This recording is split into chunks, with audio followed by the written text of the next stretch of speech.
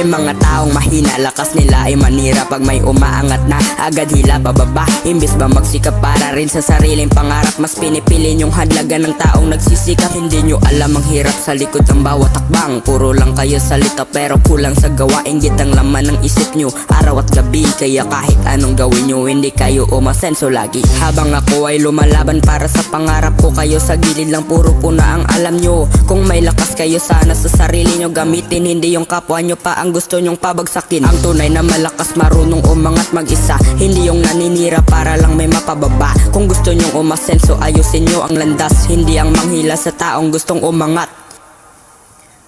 Kaya sa mga taong puro inggit at salita, magbago kayo bago tuloy ang mawalan ng halaga. Dahil ang mundo ay para sa taong may gawa, hindi sa mahihinang tao na nanghila pababa.